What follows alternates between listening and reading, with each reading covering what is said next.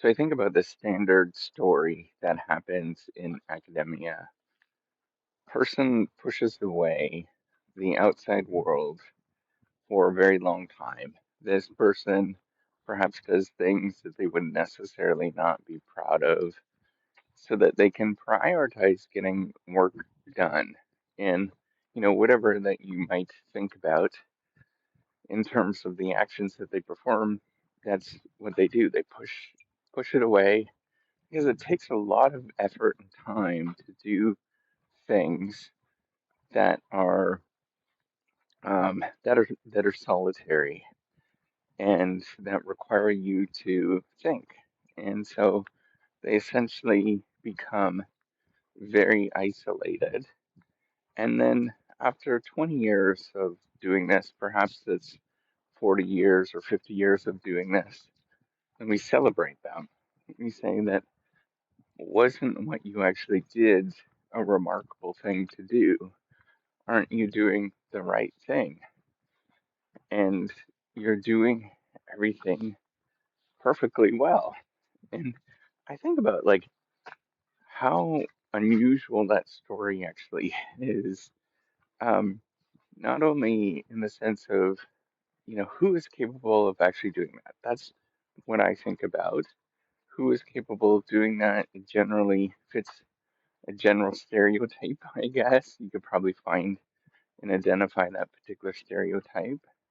But then, on the other side is what about the ones that can't do it? What does that say for them and that are not part of that particular messaging in that particular story? And all of the things that they end up doing or they think about or they go through, we don't acknowledge often those particular individuals.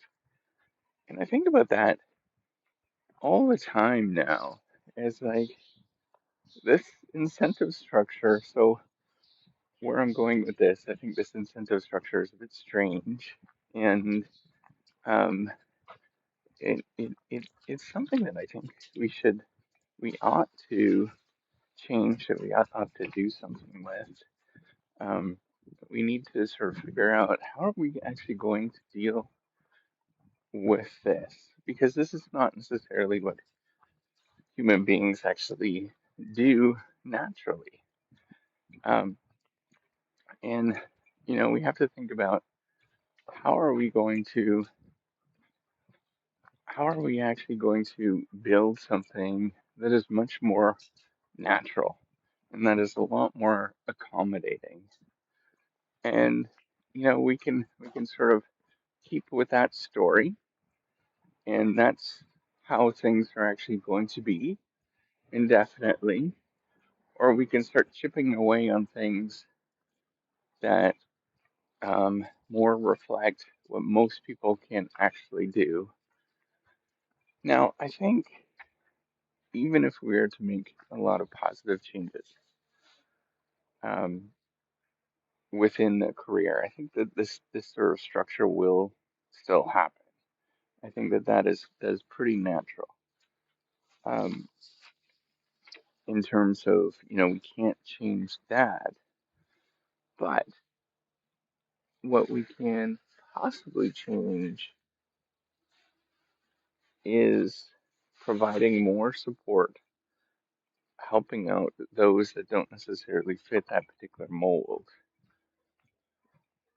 so that they feel encouraged, they feel like they want to get up, they feel like they are, part of something. And I think that this is such a peculiar thing that we allow that this to happen, and then what what people don't tell you about is the number of people that check out. That it's just this one big selection process. So what does that mean? That means that perhaps 100,000 will begin the journey, and these are probably pretty realistic numbers. They'll have a sort of thought of doing it, and then only one at the end actually makes it there. And when we think about, all of this, you got to question, is this the best that we can do? Is there not better ways to actually do this? And I think in the age that we're in, I think there is. I think we can make a rather amazing, miraculous difference in this. Um, but at the same time, I think we can encourage people and give people direction that um, that they'll be good no matter what they actually choose and what they do. I have become so um, I just have become so not I don't know if it's part or I don't buy that story anymore. I don't think that that is a healthy narrative that's part of what we should be doing. And I think we can change it. I think it's a slow, tedious process of making incremental changes towards changing things where, hey, yeah, we actually are doing things that, um, that sort of prevent the all of that stuff from happening, so people feel like they're part of something. And I just think of all of the areas of of science of research that is not doing well. And then we sort of have this one narrative that there's a one person that is sort of leading the charge, and that we celebrate that particular one person. So there's this. I remember this one time. I was I organized a large of somewhat well a conference, and I was gonna say, hey, why don't we self-select, get people to self-select into different groups. We have sort of the the people that they sort of leaders of the community, and they would self-select. And I remember looking at people when that happened, or when I suggested that, some senior members, and just the look in their eyes, it's like, oh man, I missed the mark on that one. And the reason is that everybody would self-select to certain groups because that there was certain individuals in those particular groups, and then everybody else would be sort of left to try. And I thought to myself, I was like, why do we let that happen? Right? There's social dynamics makes it pretty natural to happen. But at the same time, I think we can change this to be more equitable, more democratic in a lot of ways, so that we we ensure that everybody has a voice.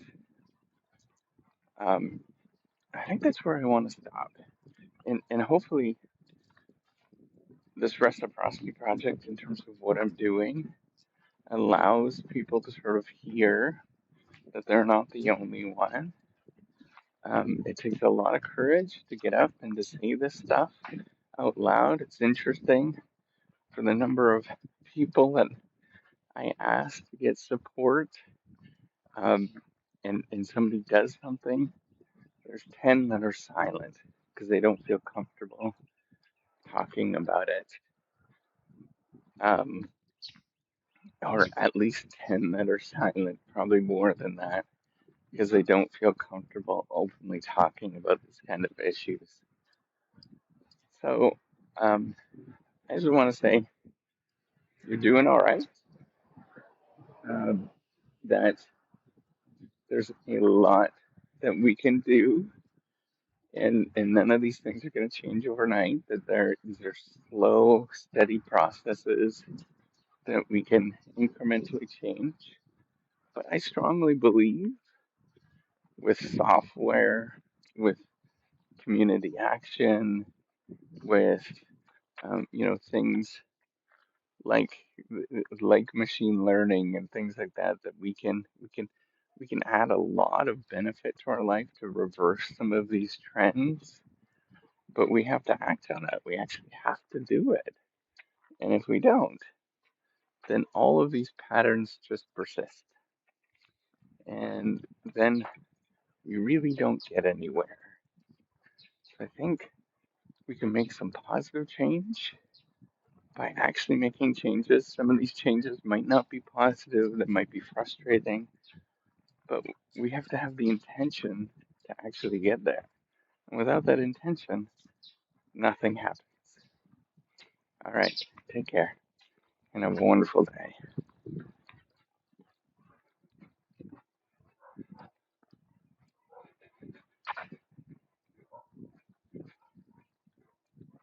And I don't know why this is not turning off. I apologize if this keeps going on. I'm trying to turn it off right now.